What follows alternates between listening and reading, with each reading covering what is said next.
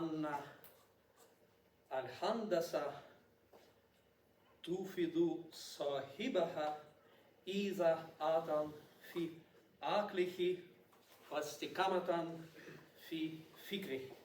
Le traducteur français, en effet, ne rend pas la phrase arabe avec précision parce que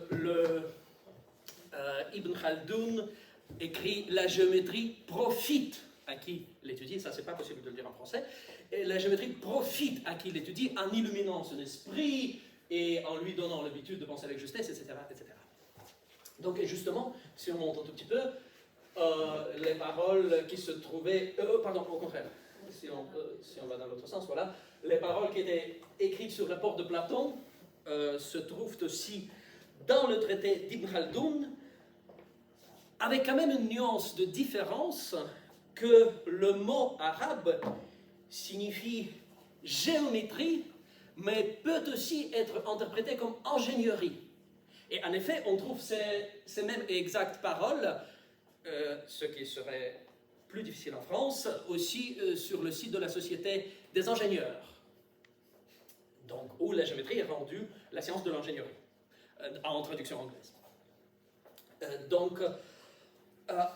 Alors, évidemment, quand on pense au siècle d'or, à la Renaissance arabe, à l'humanisme arabe, on pense tout d'abord à la littérature, à Mille et une nuits, à Hafiz, à Rumi, à Saadi.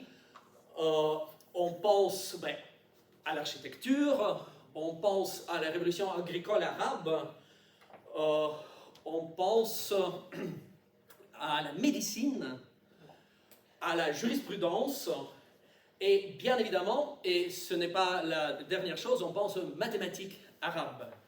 Et on pense les grands chercheurs polyédriques de la Renaissance arabe sont aussi mathématiciens, avec une certaine avancée en demi-siècle sur la Renaissance italienne, avec qui cependant la Renaissance arabe ou le siècle d'or arabe partagent les mêmes sources, donc, et notamment au moins une partie des mêmes sources. Au moins, évidemment, celle de Byzance, tout en ayant ses propres sources, donc de l'Inde et de la Chine.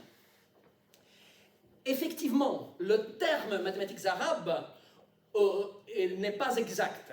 Donc, seul arabe est la langue. Donc, les traités sont écrits en arabe. Mais le califat a une très vaste expansion, de très nombreux peuples l'habitent, de très variés, des influences très variées animent la vie culturelle du califat, et c'est cela qui fait la particularité aussi des mathématiques arabes. Donc, justement, on va regarder brièvement le califat, d'abord le califat omeyyade, n'est-ce pas, en toute vitesse. Tu as supprimé la référence religieuse du texte. Tu as supprimé le traducteur français a supprimé la référence religieuse. Voilà, au milieu, il y a de nos professeurs, que Dieu les bénisse. Et c'est pas rendu dans la traduction. Ah, c'est qu'on ne sait jamais si c'est des pipeaux. Non, c'est vrai. J'ai pas lu attentivement. Dis donc. Et dans les grands apports de la civilisation arabe, tu as oublié la religion.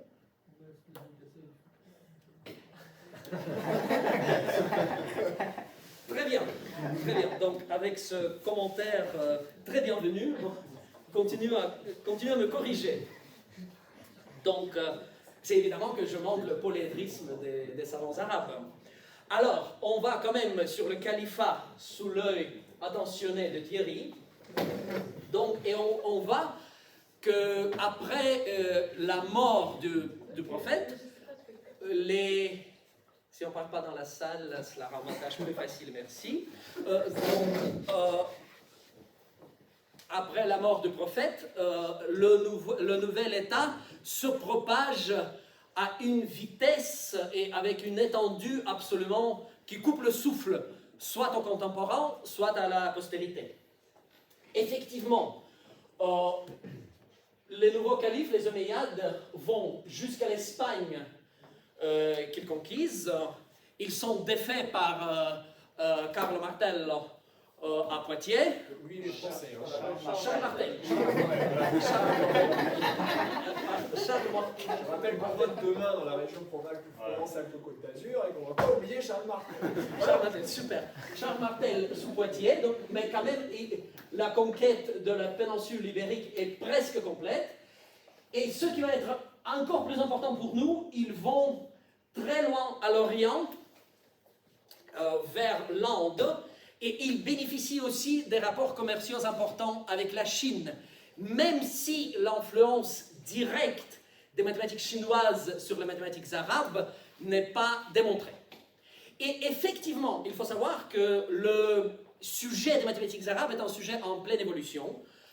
Il y a beaucoup de textes qui ne sont pas édités, mais en effet, il y a beaucoup de textes perdus, mais il y a aussi beaucoup de textes qui ne sont pas édités. Donc, même l'apparatus criticus change chaque décennie. Et donc, évidemment, les prises de position changent beaucoup aussi, d'autant plus que c'est un sujet qui reste très politique dans de nombreux pays. Donc, les pays du califat sont tout sauf en paix en ce moment. Donc c'est un sujet dont aussi l'exposition dépend fortement de la prise de position de qui l'expose. J'ai profité surtout des sources russes, de l'historien des mathématiques, en effet, du probabiliste Yushkevitch, l'étudiant de Kolmogorov et co-auteur de Dynkin. Et d'ailleurs, Pascal, Yushkevitch est l'auteur du premier livre sur les mathématiques arabes apparu en langue française. Parce qu'en France, il n'y avait pas de livre. Et donc le premier livre, c'est la traduction du livre de Yushkevitch, dont je me sers pour cet exposé. Et aussi d'autres sources que je vais citer au fur et à mesure. Mais encore une fois, faut-il savoir que, si vous voulez, l'incertitude est très grande et les conclusions sont tout sauf définitives. Donc aussi, vais-je essayer d'être, on va dire, prudent sur les conclusions. Alors, en 750, le califat omeyyade s'écroule et le califat abbasside le remplace. On va voir le plan du califat abbasside. Donc voilà, assez vite, Cordoue, où la dynastie omeyyade, donc où les Omeyyades s'échappent à Cordoue, où ils prospèrent pendant plusieurs siècles, jusqu'à la guerre civile qui va voir surgir les taïfas. Et aussi, évidemment, à l'est. À l'est, par contre, c'est de l'est qu'arrivera la chute de Bagdad. Donc, les Omeyyades avaient leur capitale à Damas, tandis que les Abbassides l'ont à Bagdad. Bagdad, la ville de Mille et une nuits, la ville de Haroun al-Rachid. Donc, c'est la conquête mongole de Bagdad en 1285 qui va mettre fin au siècle d'or de l'islam. Voilà. Et donc, par contre, notre histoire va aller un peu au-delà, vous allez voir. Donc, la première étape de notre voyage, c'est Bagdad. Bagdad du fils du calife Haroun al-Rachid, le personnage de Mille et une nuits, le fils Al-Mamoun, le calife Al-Mamoun, qui serait le fils du calife et d'une esclave perse, hein, et qui arrive au trône en résultat du coup d'État. Effectivement, il chasse et exécute le Dante de la poésie arabe, Abu Nuwas. Donc, Abu Nuwas, qui était justement, qui avait une position privilégiée à la cour précédente, que détrône Al-Mamoun. Ceci dit, Al-Mamoun est très vivement intéressé par la pensée grecque. Apparemment, il aurait vu Aristote dans un rêve et il a conversé avec Aristote Et ce qui a fait si qu'il a créé une maison de sagesse à Bagdad, un organisme organisé plus ou moins comme le CNRS, très certainement mieux payé, où travaillaient de nombreux mathématiciens de grand prestige. Et le premier personnage de notre histoire, Al-Khwarizmi, je ne sais pas comment on prononce, en effet, il y a tout un nombre de prononciations, comment on dit en français? Al-Khwarizmi, on dit plus ou moins comme ça. Mais en effet, le nom même d'Al-Khwarizmi est en plus le sous-nom que plusieurs commentateurs lui attribuent, Al-Majousi, donc descendant des mages, indique que peut-être Al-Khwarizmi appartenait à une famille des Zoroastrites, n'est-ce pas? Donc, Zoroastriens. Donc, en effet, c'est pour cela même que nous allons nous arrêter un petit peu sur Khwarezm. Donc, on va voir le plan de Khwarezm. Sur Google. Non, il était là. Il était là. C'est ça. Donc, Khwarezm, qui est plus ou moins en Ouzbékistan actuel, donc il s'agit d'une oase formée par Amoudaria et Sirdaria. Il y a une région au milieu du désert, pas très loin de frontière avec l'Iran moderne, mais séparée de cette frontière justement par un désert. Une oase, une oasis justement du royaume de Khwarezm, une oasis qui a été très importante bien avant l'arrivée de l'islam, où il y avait un royaume extrêmement important, de différents royaumes de Khwarezm. Alexandre Grand y serait passé, et il y a on va dire plutôt la gloire d'Alexandre Grand y serait passée, donc les États formés en résultat des conquêtes d'Alexandre Grand y sont formés. Le christianisme y est arrivé, le zoroastrisme était la religion principale, donc... Et c'est où sur ta carte exactement? C'est... ici. Voilà. Mais on peut aussi le voir exactement si tu fais sur Google Berouni. Berouni. Sans O, Berouni. C'est ça. Y. Voilà, ça je pense que ça va. Pas tout à fait, bon, ça va venir. Ça va venir. Il manque. Je pense pas. Il n'y a pas Internet. Ah non, ça ne va pas venir. Bon, on revient sur le plan d'avant, à ce moment-là. Donc, sur le Khwarezm, sur l'Ouzbékistan. Merci beaucoup. Donc, ce royaume prospère était complètement détruit par les Arabes. Donc, ils ont complètement tout détruit. Apparemment, au début, ils n'ont pas tout détruit, mais après, il y avait une insurrection, et alors là, ils ont vraiment bien tout détruit. Et donc, on ne sait rien du tout.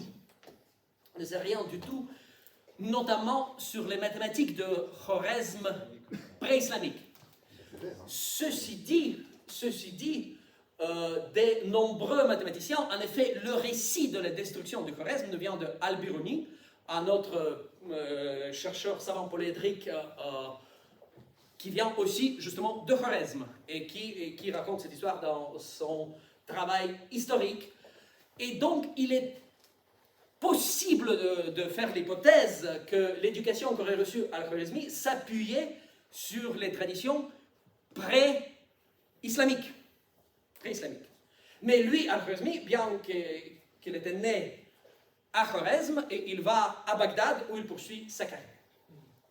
Et donc, il est né longtemps après la destruction du Khwarezm. Il faut que je regarde. Je pense qu'une certaine période quand même. Donc, alors, le plus fameux travail d'Al-Khwarizmi, c'est le livre d'algèbre et d'Al-Muqabala. Donc c'est le livre qui introduit l'algèbre, et là je passe aux premières réussites des mathématiques arabes. Donc, encore une fois, comme il y a un très grand nombre d'ouvrages, et comme les ouvrages sont surtout les ouvrages aussi de vulgarisation, avec de très nombreux exemples, je vais expliquer pourquoi tout de suite, il est un peu difficile de savoir quel résultat appartient à qui. Donc les attributions sont, les attributions sont toujours très incertaines. Ceci dit, par exemple, Al-Khwarizmi ne traite pas des problèmes avec plusieurs variables. Il traite des problèmes, il traite des équations avec une variable, et il décrit les problèmes en mots. Il n'y a pas encore du tout le symbolisme algébrique. Donc on va revenir sur ce point. Donc, dans tous ces traités, il y a un très grand nombre de problèmes. En effet, les traités sont des traités de vulgarisation adressés à un large public, à un public souvent peu expert, et qui doit résoudre, le public doit résoudre des problèmes pratiques. Des problèmes pratiques. C'est-à-dire, les problèmes pratiques, c'est le calcul des héritages. Le calcul des héritages est extrêmement complexe. Dans la loi islamique, le charia prescrit très exactement qui reçoit quoi. Les parents reçoivent ceci, les frères reçoivent cela, les fils reçoivent ceci. Il y a aussi une partie qu'on peut diviser à volonté, donc ça donne toute une très grande variété de problèmes arithmétiques qui peuvent devenir très complexes pour une famille, même moyennement nombreuse. Et en effet, tant il est vrai que quand j'ai googlé les héritages en islam, j'ai tout de suite vu le site islamicwills.com qui fait tout ce qu'il faut pour, même aujourd'hui, suivre le charia en cette matière. Donc, il y a ça, donc il y a... et de nombreux mathématiciens arabes, c'est une situation qui, sauf erreur de ma part, se produit très peu à l'Occident, de nombreux mathématiciens arabes sortent de la jurisprudence, des études religieuses. Des études religieuses, parce qu'il y a justement cette complexité des héritages. Il y a de très nombreux problèmes sur les héritages. Très nombreux problèmes sur les héritages. Ok. Le deuxième point, c'est évidemment l'astronomie. Ça, on va en parler un peu plus loin. L'astronomie est très importante pour le monde arabe parce qu'il faut prier envers Mecque. Et donc il faut savoir c'est quelle direction. Donc l'astronomie est extrêmement importante. Évidemment, il y a des problèmes de géométrie, des problèmes pratiques de géométrie comme dans n'importe quel autre pays. Des problèmes de géométrie, des problèmes d'irrigation, des problèmes qui ne sont pas spécifiquement islamiques, on va dire. Encore une fois, je reviens sur la terminologie. Donc, comme le dit Yushkevich et Rosenfeld, on peut dire les mathématiques arabes ou les mathématiques de l'islam, mais en effet, c'est juste en parler court pour un terme qui aurait été plus précis, les mathématiques de Proche-Orient et de l'Asie centrale du Moyen-Âge. Donc, voilà. Donc, les mathématiques arabes, évidemment, couvrent les mathématiques d'une très vaste gamme de chercheurs, il étant toutefois le cas que les ouvrages furent rédigés en arabe. Omar Khayyam écrit ses poésies en persan, mais ses ouvrages scientifiques en arabe. Donc, voilà. Alors, un point très important qu'esquisse Al-Khwarizmi. Donc déjà, pour les équations, qu'est-ce que c'est qu'algèbre? Algèbre, c'est ajouter le même terme aux deux parties de l'équation. C'est ça l'algèbre. L'algèbre, c'est ajouter le même terme à gauche, à droite. Al-Muqabala, c'est porter les termes d'un côté à l'autre. Ça, c'est Al-Muqabala. Les Arabes n'ont pas de nombres négatifs. Donc, cet exposé est limité dans le temps, mais surtout par ma connaissance. Et donc, il y a des sujets que je ne vais pas aborder, et notamment, je ne vais pas du tout aborder le sujet des chiffres arabes. C'est très compliqué, nous savons très peu. Les Arabes les écrivaient différemment, ça viendrait de l'Inde de quelque façon, enfin, je n'en parle pas. Et je parle très peu aussi de la notation décimale. Donc la notation décimale viendrait de l'Inde. Les Arabes utilisaient la notation sexagésimale. C'est bien cela? Sexagésimale, et donc il y a de nombreux problèmes sur le transfert entre les deux. La notation sexagésimale était, 60, était considérée plus pratique pour les calculs astronomiques. Donc il y a de très nombreux problèmes de transfert de la notation sexagésimale à celle décimale. Ceci dit, étrangement, le fait qu'il obtient une fraction périodique, il ne semble pas le mettre explicitement. Il obtient, mais ne semble pas le mettre explicitement. Alpha 2. Cependant, il a des fractions. Le mot fraction est arabe. Fraction, donc, en nombre rompu, c'est arabe. Donc, bruch en allemand, etc., etc.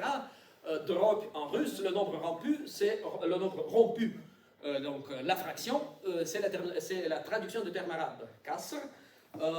Et c'est ça la grande révolution arabe, des maths arabes, c'est le concept de nombre. Et sur cela, je vais revenir plusieurs fois, et ici, cela dépasse le cadre d'Al-Khwarizmi personnellement, donc c'est un travail de nombreuses générations. Il faut comprendre que pour les Grecs, il n'y avait pas de nombre. Ben déjà, il y avait des nombres entiers, des nombres naturels. Ben, 0, il était là. 0, il était là. 0, il était venu de là, il était là. Le nombre négatif n'était pas là. Mais pour les Grecs, il y avait la largeur, la longueur, l'air. L'air n'était pas comparable à la longueur, donc une équation quadratique n'était pas possible. On ne pouvait pas écrire x carré plus x. Il fallait dire un carré et un autre rectangle tel que, etc. On pouvait ajouter seulement les quantités homogènes. Comment? On peut faire x carré plus ax. On peut faire x carré plus ax, c'est exact. Voilà, c'est exact. Donc, c'est dans les mathématiques arabes que progressivement, on va réunir toutes ces conceptions, et surtout dans la conception plus ou moins moderne du nombre réel. Surtout, il est très important de comprendre que pour les Grecs étaient au courant de l'incommensurabilité. Pour les Grecs, il y avait la proportion. Donc le nombre le plus proche à notre nombre, c'était la proportion, qui pouvait être la proportion entre deux quantités incommensurables.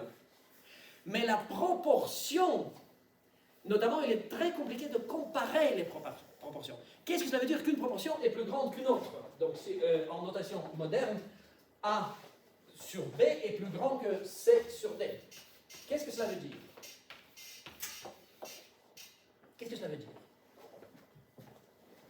Alors, il y a plusieurs définitions, et on va revenir sur ce point. Il y a la fameuse définition d'Eudox, qui est très bien. Donc A, B, C, D, ce sont des intervalles. Qu'est-ce que c'est que A sur B est plus grand que C sur D? Cela veut dire la chose suivante. A et B sont deux intervalles. Ils sont peut-être incommensurables. S'ils sont incommensurables, il est clair que c'est ça. Donc, imaginons que 3 fois A est plus grand que B. À ce moment-là, je fais plus de ça, excusez-moi. À ce moment-là, 3 fois C doit être aussi plus grand que D.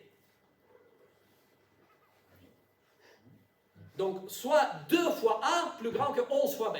À ce moment-là, 2 fois C doit être aussi plus grand que 11 fois D, etc., etc. Et si c'est vrai pour tout naturel, alors la proportion est plus grande que la proportion. On voit déjà que ça s'appelle la section de Dedekind. C'est là dans le livre d'Eudox. Dans le livre d'Euclide qui expose les idées d'Eudox. Mais il y a une autre notion de la comparaison des proportions, exposée par Omar Khayyam, justement, et où l'on reviendra par la suite. Donc, il y a la comparaison des grandeurs. La comparaison des grandeurs. Qui fait la comparaison des grandeurs et l'idée, le progressif, on va dire, la progressive libération de la condition d'homogénéité, trop contraignante. Notamment parce que, dans les calculs trigonométriques des Arabes, ils se servaient surtout du théorème de Menelaïus. Le théorème de Menelaïus, on se rappelle que le théorème de Menelaïus Donc,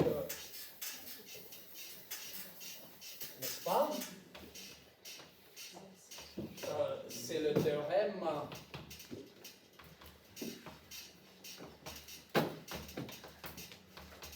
que AF sur FB fois BE sur EC fois DC sur DA est égal à 1. Sauf que, pour les triangles sphériques, il faut écrire les sinus. Et bien alors, il n'y a plus d'homogénéité. Il n'y a plus d'homogénéité. Pour trouver les sinus, il n'y a plus d'homogénéité. Donc, forcément, les mathématiciens, les savants arabes étaient amenés à dépasser les limites de l'homogénéité grecque. C'est cela le point essentiel. Voilà. Donc, ici, on laisse Al-Khwarizmi. On passe très en vitesse sur Al-Biruni. Peut-être on va sur les dates. Sur les dates, donc on va sur les dates. On arrivera. Les héros. Voilà. Donc peut-être on peut faire plus grand. Al-Biruni, un très important savant polyédrique justement de la région de Khwarezm, qui écrivait un peu sur tous les arguments et qui notamment avait un travail extrêmement important sur la trigonométrie.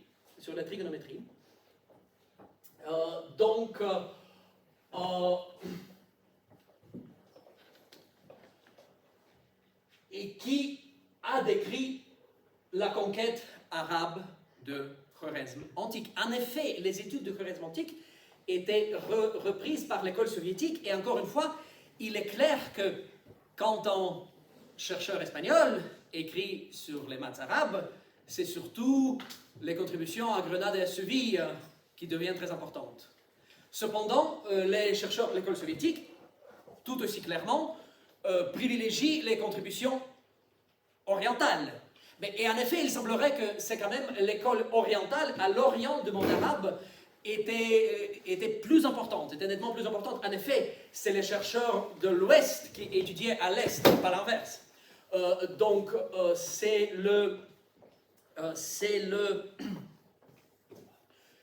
Cette terre, ce territoire de la Perse, de l'Iran moderne, et de Khwarezm, de l'Ouzbékistan, de Turkménistan moderne, où se font les mathématiques.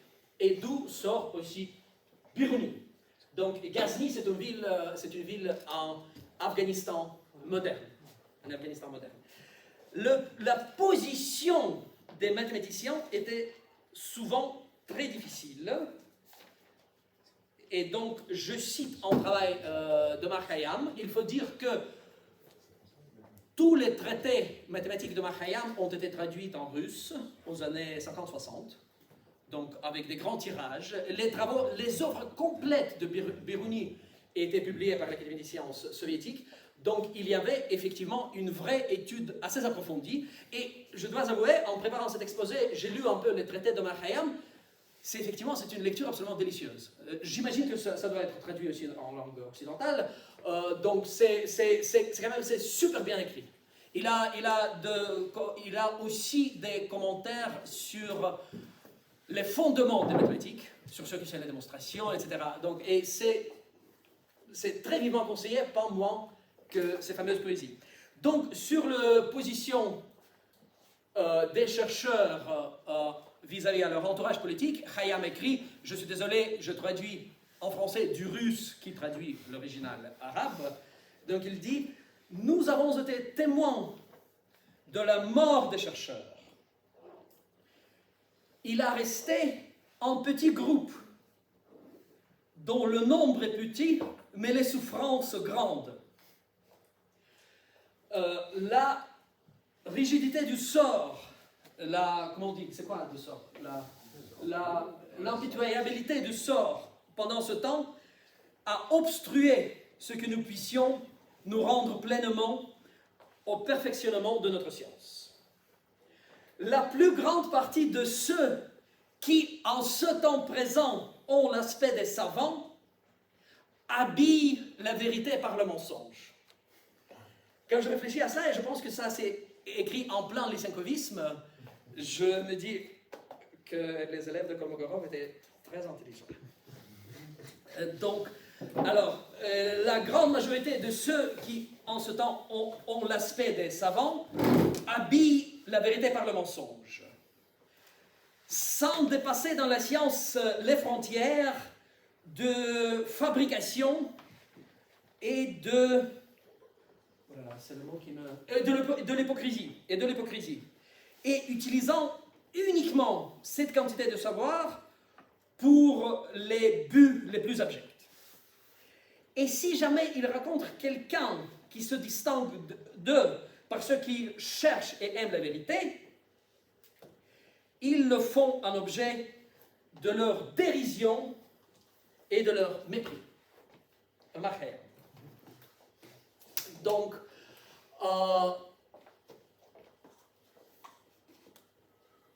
le personnage, la personnalité de Mar Khayyam, à qui l'on passe maintenant, a fasciné le monde occidental depuis très longtemps. En effet, la grande gloire de Mar Khayyam vient des traductions du Rubaiyat par Fitzgerald, le traducteur britannique, même si apparemment j'ai une source française pour cela. Donc selon la source française que j'ai, les premières traductions de Mar Khayyam en langue occidentale auraient été les traductions françaises. Et une information à vérifier. Donc, mais c'est ce qui a rendu Khayyam fameux en toute l'Europe, c'est les traductions de Fitzgerald, tant il est vrai que les traductions françaises successives se basent sur les traductions de Fitzgerald. On va passer aux quelques rubaïs de Mar Khayyam, juste pour illustrer le point. Introduction de Fitzgerald. Marguerite Yourcenar, quand elle réfléchit à ce qui seront les mémoires d'Adrien, en effet, d'abord, elle voulait écrire une biographie de Mar Khayyam. C'est le fait... non, c'est pas ça. C'est pas ça. Donc, en effet, c'est le fait de ne pas parler... Le premier document, je pense. Non plus. C'est la carte. Non plus. Mais il n'y a pas du tout de raison, du tout. C'est quoi le document? Ben, il y avait un petit truc. Non, le document, c'est autre chose. Non. Il manque peut-être. Non, ça c'est autre chose aussi. Là, j'ai pas. Sur cet ordinateur-là. Et il n'y a pas de Wi-Fi. Ça? Non, il n'y a pas de Wi-Fi.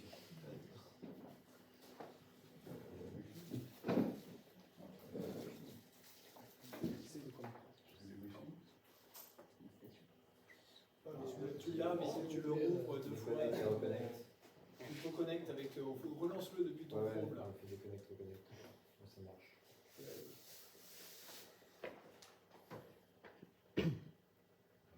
Ça va venir. Ça va venir.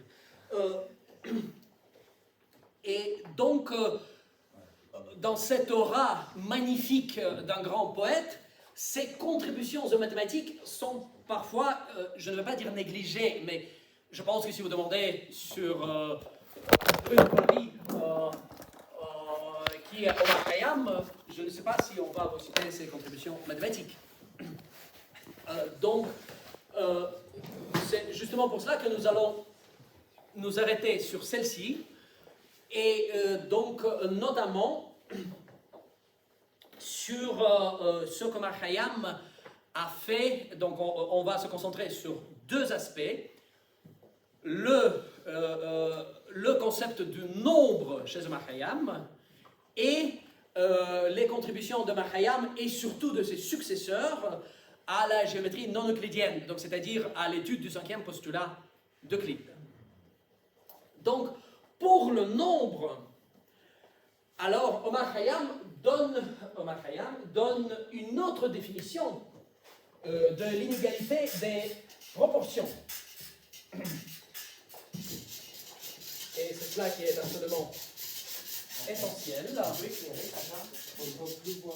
Comment, pardon? Tu écris le tableau, il faut allumer Oui, la lumière. très bien. Très bien. Donc, merci. Merci Pierre. Donc, qu'est-ce que c'est que donc une proportion? Donc, déjà, Omar Khayyam veut revenir au nombre qui est exprimé par la proportion. C'est ça, on peut dire, mais oui, la proportion, le rapport exprime un nombre. Mais c'est ça exactement qui était tout sauf évident. C'est cela exactement où gît la contribution des savants islamiques, des savants arabes. Donc, qu'est-ce que c'est? Comment comparer comment faire constituer un rapport de deux quantités, peut-être incommensurables? Donc, Omar Khayyam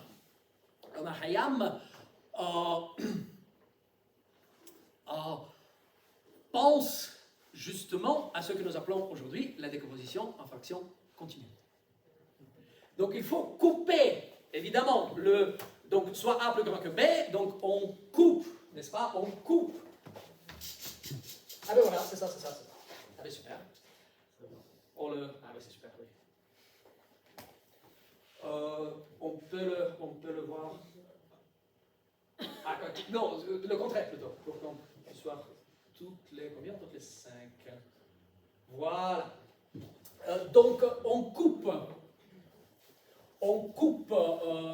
A en partie de B, donc B, etc. Donc on a un C qui est plus petit que B. Maintenant on coupe B en partie de C, et on a D qui est plus petit que C, et comme ça on continue. Donc il s'agit finalement d'une décomposition en fractions continues. Et donc c'est quand même très simple de comparer les fractions continues. Ce qui permet aussi à Omar Khayyam, donc ça s'appelle la conception antiphairétique de l'irrationalité, parce que l'irrationalité, l'incommensurabilité, dans cette terminologie, ce n'est que l'infinité de la fraction continue. En effet, il y a même une conjecture de Van der Waerden. Je n'ai pas pu regarder comment il la justifie, mais Van der Waerden fait la conjecture qu'en effet, même les Grecs avaient la démonstration de l'irrationalité de racine de 2, par exemple, en le représentant comme une fraction continue périodique. Mais, en effet, les Grecs avaient le rapport d'or. Les Grecs avaient le rapport d'or, donc le plus grand a ce rapport au plus petit, le même que le rapport du tout au plus grand. Et donc ça, c'est une fraction continue périodique, enfin, à qui je le dis. Et donc peut-être, dit Van der Waerden, c'était cela, l'approche grecque à l'incommensurabilité.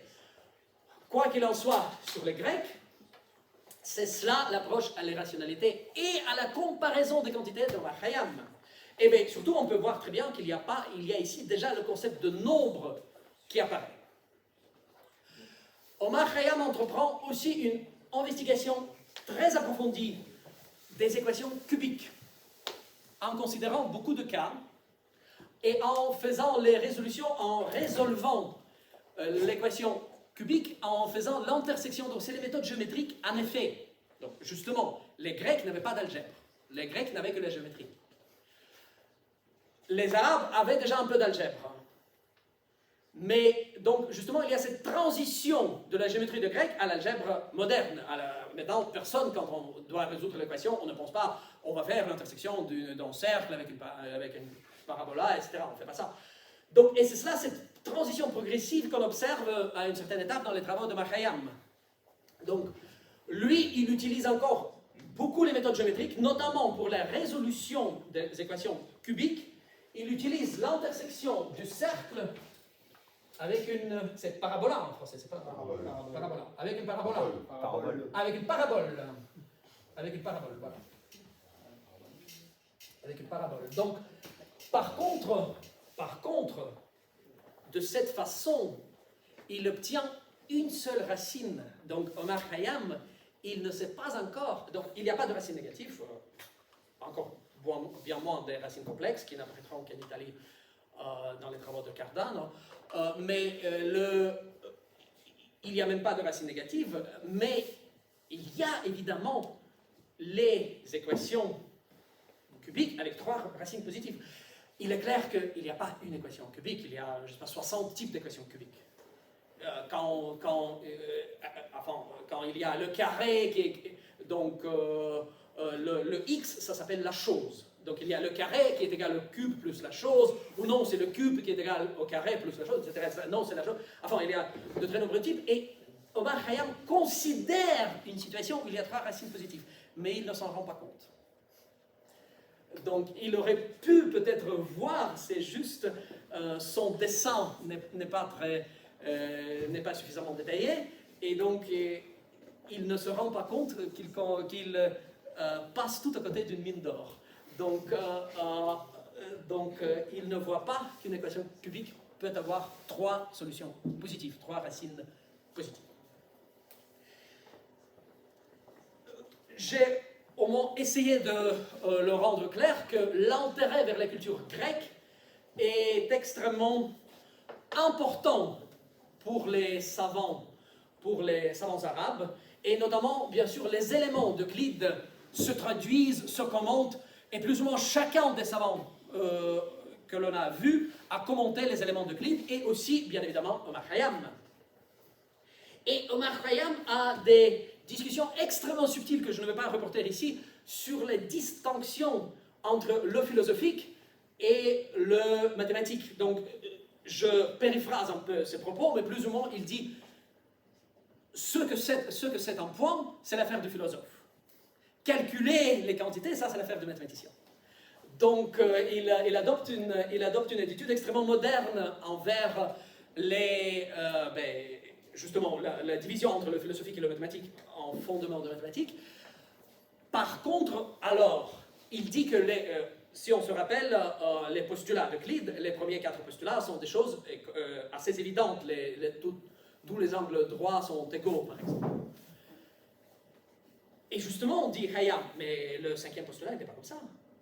Donc, les premiers 4 postulats sont les philosophes. Mais le 5e, c'est pour les mathématiciens.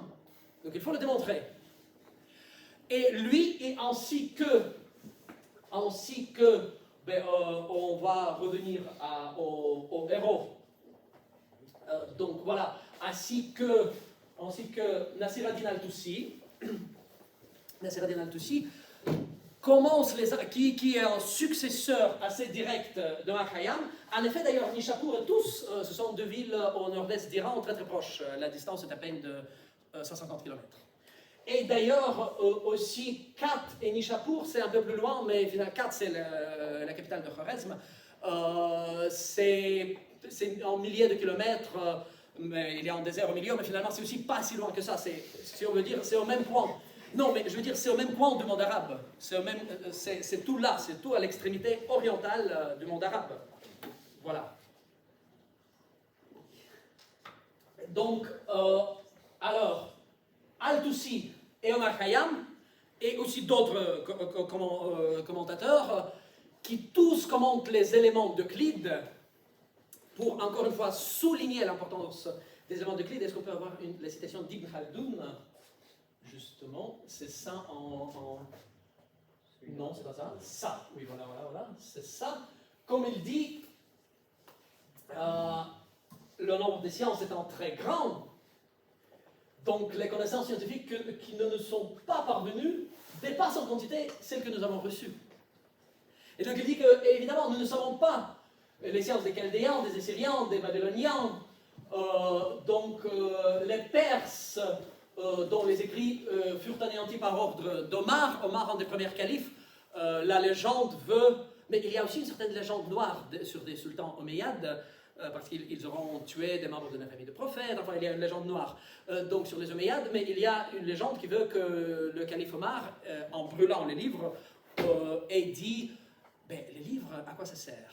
Si c'est la vérité, mais nous avons une vérité plus directement dans le livre. Et si c'est faux, ça ne sert à rien de toute manière. Donc les livres furent brûlés. Mais c'est pas clair si ce récit, cette légende, c'est pas clair si ce récit historique ou pas. Et de toute manière, assez vite, l'attitude change dramatiquement. Mais surtout, je voulais souligner ce passage pour les soins que prit El Mamoun, avec qui on a commencé, de faire traduire ses ouvrages, donc les ouvrages des Grecs, de la langue originale. En effet, de nombreux ouvrages grecs, notamment ceux de Ménélaüs, nous ne disposons qu'en traduction arabe. Et donc, ce travail d'exposition était très important, un travail de transfert de l'héritage, du patrimoine, de transfert du patrimoine grec, fut un travail extrêmement important entrepris par les savants arabes, et notamment par les mathématiciens. Donc, je reviens sur les éléments d'Euclide, sur Al-Toussi, sur les éléments d'Euclide. Les mathématiciens arabes cherchent à démontrer le cinquième postulat. Et ils trouvent les réformulations extrêmement subtiles. Celle que j'aime beaucoup, c'est que si j'ai un point dans un angle, donc j'ai un angle, j'ai un point, alors si j'ai une droite qui passe par ce point, il doit croiser au moins en des côtés de l'angle. Ce qui paraît tout à fait une évidence, n'est-ce pas Nicolas? Mais eux, ils le formulent explicitement. Tout aussi comme tout un autre nombre de reformulations du cinquième postulat. Donc c'est tout un travail dont l'aspect le plus important, c'est le quadrilatère. Le quadrilatère, ben évidemment, quand on cherche à démontrer le cinquième postulat, qu'est-ce qu'on fait? On dit, ben, on prend un intervalle, on prend un perpendiculaire, on prend un perpendiculaire, on prend un perpendiculaire, et bon, cet angle-ci, il est droit. Donc ce quadrilatère, qui en littérature occidentale s'appelle quadrilatère de Zachary, ben en effet, c'est Al-Toussi qui l'étudie. C'est Al-Toussi qui l'étudie, il considère les cas, et il y a toute une étude très approfondie du problème du cinquième postulat. Et c'est ça une contribution extrêmement importante des mathématiques arabes. Donc, j'ai parlé de la conception du nombre, on revient peut-être au savant. J'ai parlé de la conception du nombre, j'ai parlé des travaux en géométrie, j'ai parlé très peu des travaux en trigonométrie. Donc, c'est les savants orientaux qui vont bien au-delà des Grecs dans la science de la trigonométrie. J'ai parlé de la résolution des équations. Donc, il y a même les équations en plusieurs variables. Surtout, les variables sont décrites par de différents noms. Donc, il y a la chose, la pièce de monnaie, je me souviens plus quoi, etc. C'est un peu comme l'assiette et le diamant de la discussion de ce matin. Donc, et tous les problèmes sont formulés en ces termes de mots. Donc, il y a, comme j'ai essayé de souligner, il y a un très grand nombre de problèmes pratiques. Le calcul du nombre pi. Les Arabes calculent le pi jusqu'à 17 chiffres. Jusqu'à 17 chiffres. Donc, il y a des calculs extrêmement précis. Donc, ce sont des traités orientés vers la pratique. Et donc, je passe à la dernière, chronologiquement, sous beaucoup d'aspects, contribution majeure dans la mathématicien arabe. Et encore, je me transfère, Frédéric, de l'Orient à l'Occident. Et je vais passer à l'histoire du formalisme algébrique. L'histoire du formalisme algébrique. Malheureusement, nous savons très peu. Et déjà, je pense que même ce petit tableau récapitulatif fait voir que nous savons très peu. Donc, sur Al-Khwarizmi, nous ne savons pas ni quand, ni où il est né. Et nous savons où il est mort, mais nous ne savons pas quand. Al-Toussi est mort lors de son voyage à Bagdad, mais c'est pas très clair dans quelle ville, etc., etc. Donc nous avons très très peu d'informations biographiques sur les savants arabes. Même si ces auteurs écrivaient tout à fait des autobiographies. Par exemple, Al-Biruni a une autobiographie. Mais ces autobiographies sont, si je peux me permettre l'analogie, sont un peu comme les CV modernes. Donc ils sont extrêmement formalisés. Il y a beaucoup de louanges des maîtres, enfin dans les CV modernes il y en a moins. Donc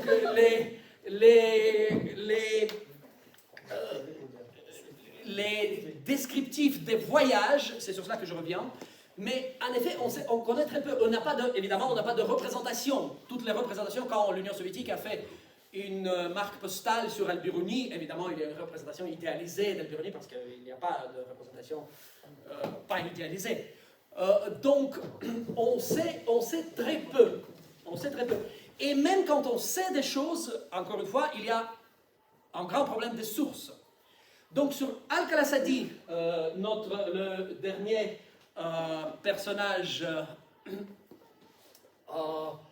de notre petit voyage dans le monde des mathématiques arabes, on sait très bien qu'il est né à Baza, dans la province de Grenade. Donc nous changeons complètement de cadre. Donc nous passons dans les Taïfas, nous passons dans le royaume nazari de Grenade. Donc après la guerre civile qui vit l'écroulement du califat de Cordoue avec les califes omeyyades. Et nous avons un document extrêmement intéressant. Est-ce qu'on peut aller sur document 2 et sur la page... Oui, voilà, et sur la page 3 du même. Sur la page... Voilà, c'est ça, c'est ce que je voulais, merci bien. Nous disposons d'un document extrêmement intéressant d'Al-Qalasadi, malheureusement, qui ne semble pas avoir été édité et encore avoir été publié, et encore moins dans une langue européenne. Donc il y a uniquement les synthèses dans celle-ci. C'est une histoire de ses voyages. En effet, ça s'appelle Rihla, le récit de voyage. Donc il est né à Baza. Il reçoit sa première formation à Baza. De lui-même, nous ne savons rien. Il n'écrit pas, enfin c'est pas modeste, il n'écrit pas, nous ne savons rien.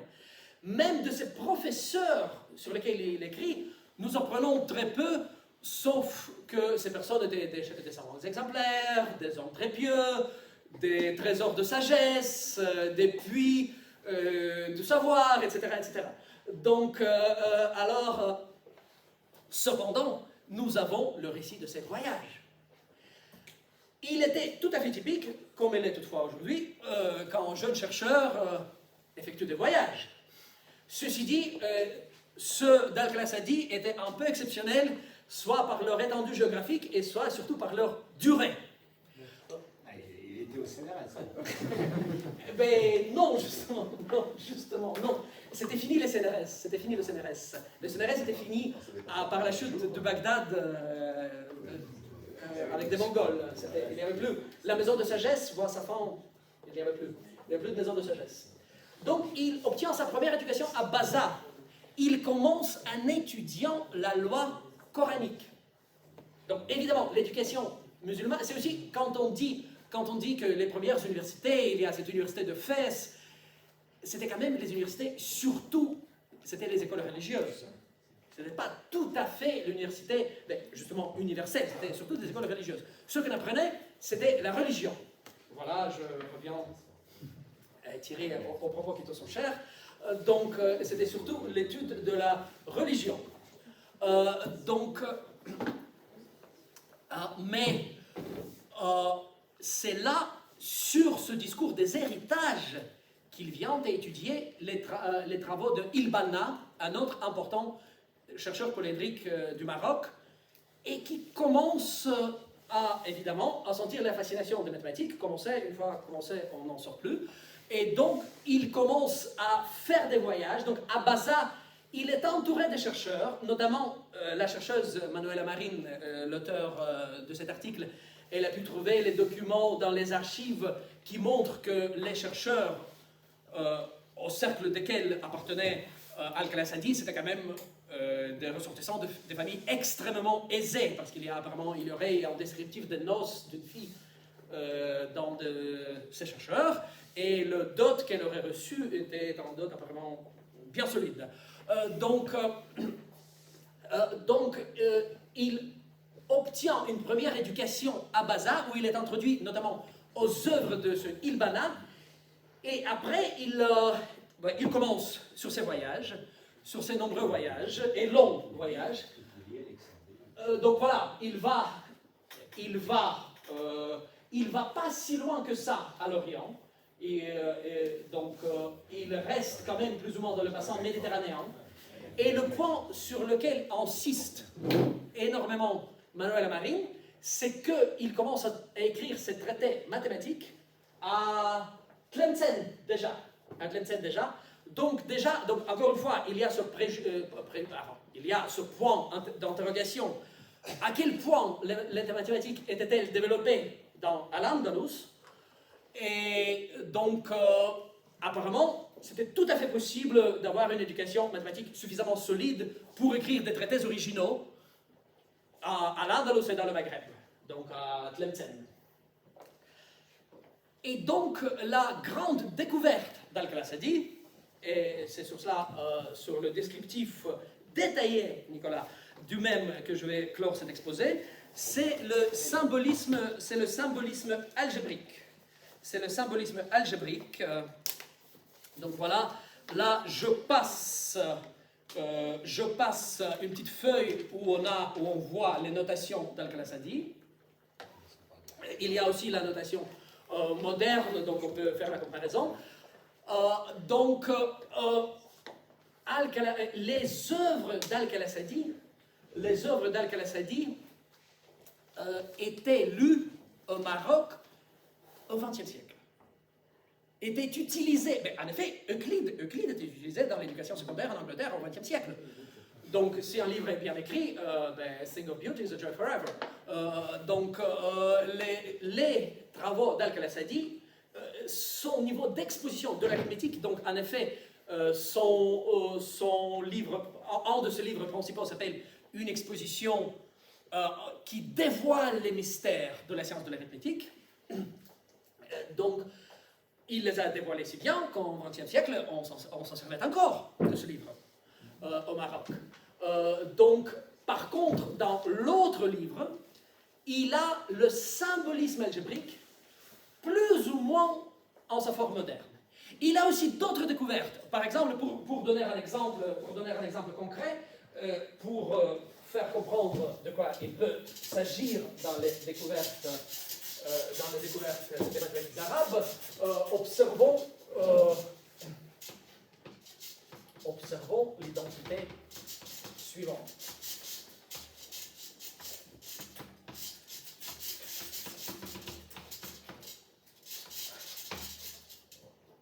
N'est-ce pas? Et ça peut se voir en formant en carré au côté 1 plus 2 plus n, en coupant, comment ça s'appelle ça? En coupant l'union de deux bandes plutôt, et donc en observant que ça c'est n cube, ça c'est un calcul qui se fait facilement, donc ça c'est n cube, on obtient une preuve géométrique très, très simple, très explicite, très directe de cela. Donc c'était ça un peu la façon des mathématiciens arabes à traiter les identités de ce type. La façon surtout géométrique. Oui, il y avait aussi par exemple le triangle de Pascal. Donc il y avait la formule binomiale. J'ai aussi une l'illustration du triangle de Pascal dans un manuscrit arabe. Donc on va voir après. Mais surtout, il n'y avait pas vraiment de symbolisme. Et c'est Al-Khallasadi qui donne ce symbolisme. Donc on va voir. Donc ce symbolisme fait le voyage de la Salle, comme Al-Khallasadi fait le voyage de la Méditerranée. Et c'est plus ou moins le symbolisme moderne. Il utilise évidemment pour les objets, la racine par exemple, il utilise la première lettre. Mais comme les racines d'aujourd'hui, c'est plus ou moins la première lettre. En effet, la première lettre n'est pas si différente en arabe et en latin. Pour l'édition, il utilise un symbole, etc. Il utilise la notation symbolique des équations. Donc c'est le symbolisme algébrique. Les chiffres, bien évidemment, il écrit les chiffres de la façon... Il y avait deux façons arabes d'écrire les chiffres. La façon des Arabes de l'Ouest et la façon des Arabes de l'Est. Il utilise évidemment la façon des Arabes de l'Ouest, mais cela a sans grande importance. Il utilise les mots pour écrire plus. Il utilise la lettre arabe pour écrire et, etc., etc. Et il a des équations. Il semble très peu probable que ce soit sa découverte individuelle. Malheureusement, nous ne savons pas du tout. Donc pour des choses comme ça, on a des antécédents. Mais pour le formalisme algébrique, c'est un problème ouvert, absolument délicieux. Quels antécédents? Il est clair que c'est quand même, ça paraît surtout, ça paraîtrait dépasser les capacités d'un humain à le faire tout cela par soi-même. Donc quels antécédents Khaled-Saadi avait-il dans cette découverte du formalisme algébrique? On ne le sait pas. On ne le sait pas, mais il découvre le formalisme algébrique plus ou moins en sa forme moderne. Un mathématicien devient parfois un réfugié. Parfois, il doit fuir l'environnement où il se trouve. Donc, vu que les armées chrétiennes n'arrêtent d'avancer sur le royaume nazarite de Grenade, Al-Khaled-Saadi prend la sage décision qui n'est pas reportée ici. C'est sur la page suivante ou même pas? Je ne me souviens plus. De celui-là. Je ne me souviens plus. Non. Non, la page suivante. Est-ce qu'il a... Non, ça c'est son voyage. Non.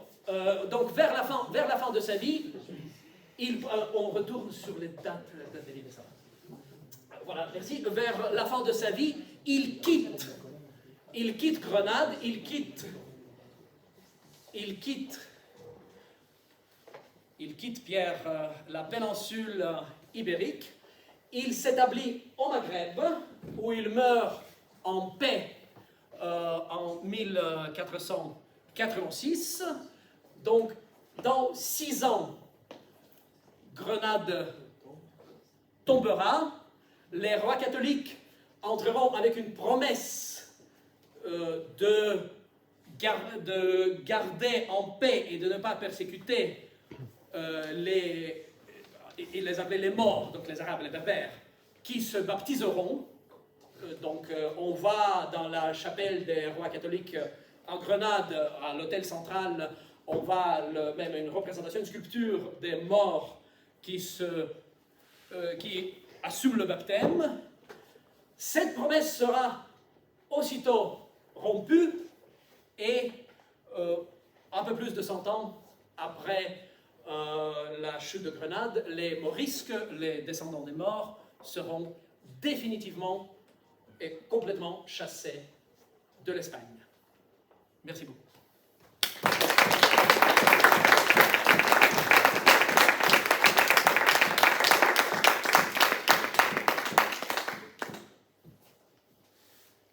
Il y a un problème d'homogénéité dans ton équation, manifestement.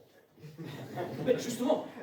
S'en débarrasser. Ils s'en est débarrassé. Ben justement, c'est exactement ça. Lui est prêt à accepter ça. Ben justement, c'est ça le discours. C'est ça le discours. Complètement, voilà. Ils arrivent, ils se débarrassent de la conception de l'homogénéité. Absolument. C'est des nombres entiers, donc ça... Mais même avec les nombres, réels. Avec une R et une Q. Non, mais écrire 1 plus 2 plus point de suspension N. Non, mais même, ils s'en débarrassent complètement. Ils parlent de la quantité contenue dans le rapport. Le contenu d'un rapport. Ils s'en débarrassent complètement. C'est ça exactement, c'est ça leur point. Mais ils n'ont pas de nombre négatif. Non, ça viendra. Non, c'est pas que ça viendra après, ça reste en Inde. Ils n'ont pas assimilé ça. Cela vient en Europe, ça vient après. Donc ils assimilent les influences des mathématiques de l'Inde. Et hypothétiquement, donc il semble naturel que si les ambassadeurs des califes étaient à la cour des empereurs chinois, que les maths chinoises devaient aussi arriver un petit peu, mais ça reste purement hypothétique. Et vraiment, il n'y a pas de preuve d'une influence directe chinoise sur les maths arabes. Il y a évidemment de très nombreuses preuves d'une très forte influence des maths arabes sur les maths européennes. Cela est clair sur Fibonacci notamment, mais enfin, sur de très nombreux mathématiciens européens. Tu n'as rien dit sur l'astronomie, Sacha? Non. Mais sinon, c'est jusqu'à minuit. Avec sous les étoiles alors. Ah bah oui. Non, j'ai rien, effectivement, j'ai rien dit de l'astronomie, de la géométrie sphérique, oui, j'ai rien dit, c'est exact. Même si Al-Biruni, il a écrit une centaine de traités là-dessus. Une centaine de traités. Ah oui, il y a quand même, oui, 195. C'est lié ou c'est postdoc? Comment? C'est lié ou c'est postdoc? J'ai pas compris?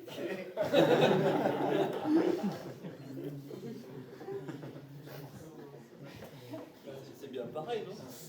C'est pareil. Oui, c'est une discussion qui me dépasse. Est-ce qu'il y a des grands savants qui venaient à l'époque de la péninsule arabique? Pas que je sache. Pas que je sache. Effectivement, c'est ça que j'ai essayé d'illustrer, que tous ces gens-là, ils viennent surtout de là, de voilà qui va, justement, surtout de là et un tout petit peu de là. Ben, il y a des écoles ici, mais par exemple ici, que Comment tu expliques? Est-ce que c'est parce que c'était les royaumes les plus riches qui avaient de quoi faire une maison de la sagesse, ou c'est aussi que c'était un environnement multiculturel, je sais pas, C'était très clairement un environnement très multiculturel, cela est sûr et certain. Cela est sûr et certain. Soit à l'Andalus, soit évidemment dans les royaumes de l'Est. Donc il y avait, évidemment, donc j'ai pas pu parler de tout cela, mais par exemple il y a Timour qui arrive, qui dévaste tout, et après son petit-fils déjà construit les observatoires, etc. Donc les observatoires qui sont toujours là. D'ailleurs, c'est l'observatoire, ce dont je n'ai pas parlé, c'est l'observatoire qui est le centre, donc il n'y a pas vraiment l'université en sens européen de terme, mais il y a l'observatoire qui, donc Omar Khayyam était directeur de l'observatoire, par exemple, et les autres aussi, qui est comme une unité mixte de recherche. Donc c'est là où se font des recherches. Il y a une question de centre urbain aussi. Il n'y a pas de vrai centre urbain dans la péninsule arabique, alors que Damas et Bagdad sont des villes plurimillénaires. Et aussi Khiva et les autres, Ghazna aussi, bien évidemment, tout à fait. Non, mais même Damas et le Caire, il n'a pas cité de... Non, le Caire, c'est juste parce qu'on ne peut pas tout... On ne peut pas parler de tout, mais c'est... Et Damas, par exemple? À Damas, je crois que ça, je pense qu'il y avait tout à fait des matheux à Damas, oui, à Damas et au Caire aussi. Je crois, oui, absolument. C'est pas ceux qu'on retient. Oui.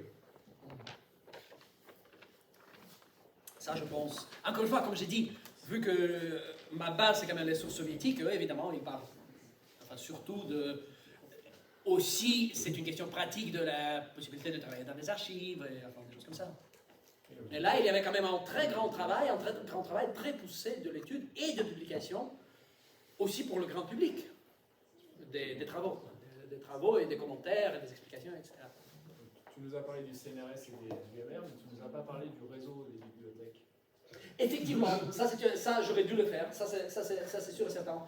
Il y avait 70 bibliothèques seulement à Cordoue. Oui, effectivement. Effectivement, j'aurais dû le faire, oui. Il y avait beaucoup de bibliothèques, et notamment les grandes bibliothèques de Bagdad auraient été détruites lors de l'invasion mongole. Donc les bibliothèques, le problème c'est que, par exemple, ce problème existe aussi dans le monde chrétien. Les mathématiques en Byzance, qu'est-ce qu'on sait? On en sait très peu de choses parce que l'iconoclasme a bien travaillé là-dessus. Donc c'est que les bibliothèques, sauf erreur de ma part, les bibliothèques ont été bien aussi détruites par les Mongols, par de différents conquérants.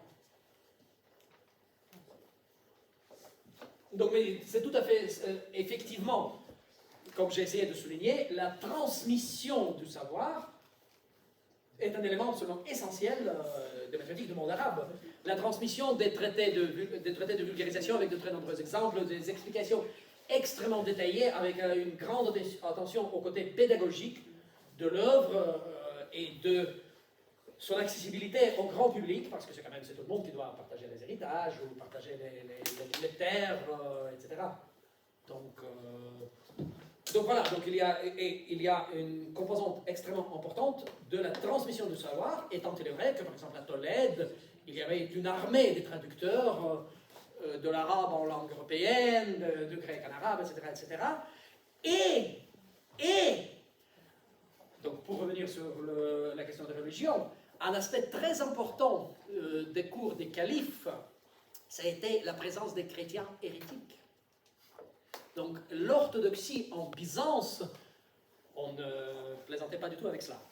Donc les très nombreuses sectes du christianisme, notamment le dogma de la Trinité, a été très controversé, mais aussi le dogma de la double nature du Seigneur. Donc est-il un homme, est-il un Dieu, est-il un peu les deux? Il y a de très nombreux récits là-dessus, et pour ne pas être... mais je ne pense pas qu'on brûla en Byzance, mais quand même, je ne sais pas, on aveuglait, enfin, il y avait de nombreux plaisirs associés avec des attitudes peu reçues sur la nature du Seigneur, et ces gens-là allaient à la cour des califes. À la cour des califes, il n'y avait pas de problème. Il n'y avait pas de problème, c'était plutôt le vin, portement le vin, etc. D'ailleurs, le fait que ces éphèbes dont écrit Khayyam prétendument étaient chrétiens, c'était un grand slogan de la propagande de la reconquête. Nous devons protéger nos jeunes de cela. Il faut reconquérir cette terre. Des rois catholiques? Mais bien sûr, mais même avant, je pense. Même avant.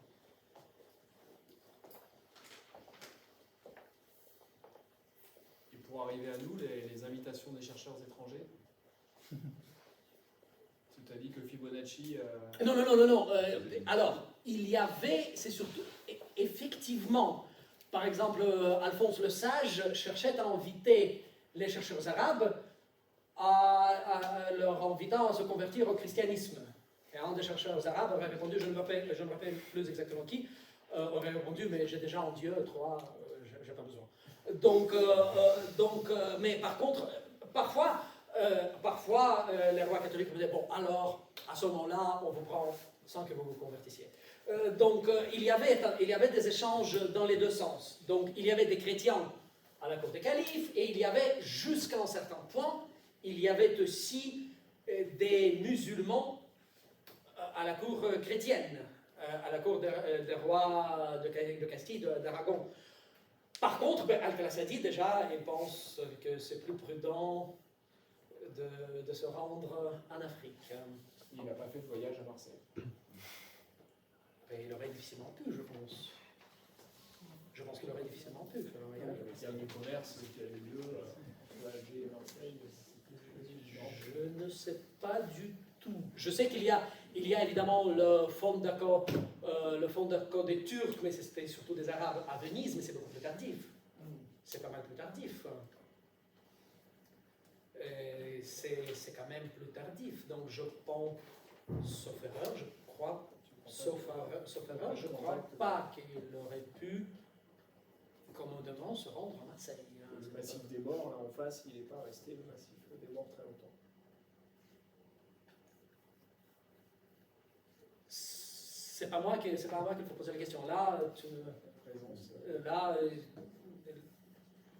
enfin, mes sources n'en parlent pas du tout. Voilà. On parle évidemment de l'Espagne, mais de la France, ou même de l'Italie d'ailleurs. L'Italie, Venise et de la Moi, je Sicile. pouvais aller en Corse, Comment? si j'en crois, d'accord. Non, mais ça, c'est un peu avant quand même.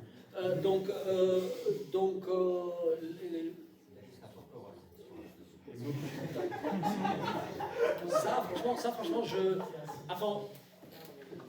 je crois pas tant que cela. Je peux me tromper, mais je crois pas tant que cela. Je pense que surtout, quand même, la Renaissance italienne, c'est quand même c'est les Byzantins, c'est les réfugiés byzantins après la chute de Constantinople, donc qui déclenchent la Renaissance italienne. Donc ça, enfin, je pense que l'influence est surtout en direct, donc par les manuscrits, je crois. Ouais. Peut-être je me trompe, mais il faut que je re-regarde, mais je ne crois pas. Enfin, voilà, je pense que mes sources, surtout Yushkevitch, qui est quand même très. Enfin, qui souligne toujours les échanges, qui est quand même très, comment dire, échange-centrique, je ne crois pas, je dois regarder, je ne crois pas, sauf les traducteurs dont j'ai parlé en Espagne, à Tolède notamment, je ne crois pas qu'ils parlent des échanges sur le vif entre les chercheurs occidentaux et les chercheurs arabophones. Mais je vais regarder, peut-être je me trompe. Hein. Je n'ai pas suffisamment approfondi cet aspect. D'autres questions, mesdames, messieurs? Pascal?